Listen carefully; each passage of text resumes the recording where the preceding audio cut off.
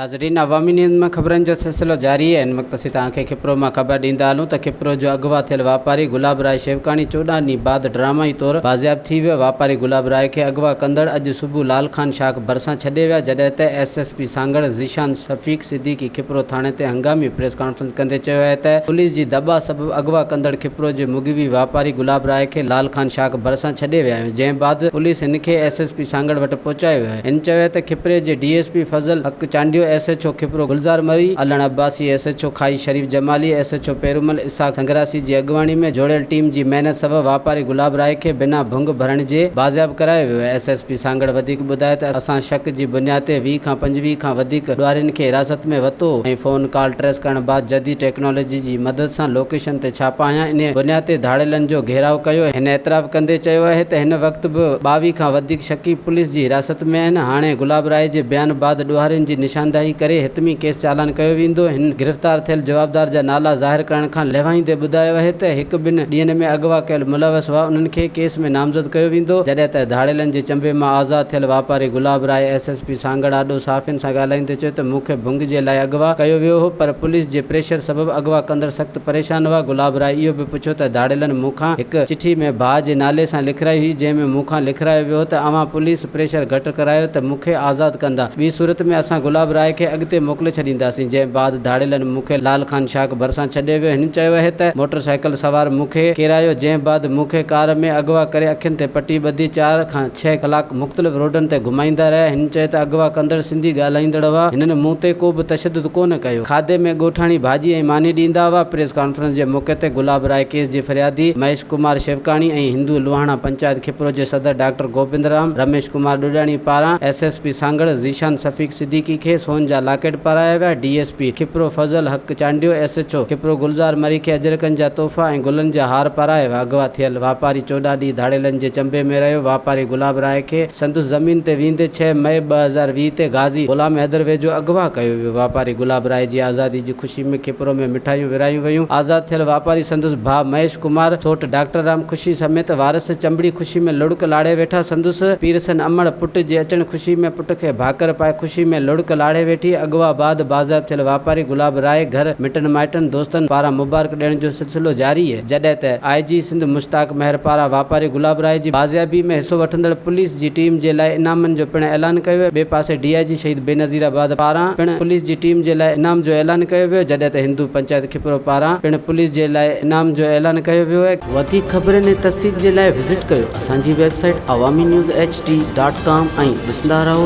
Awami news HD।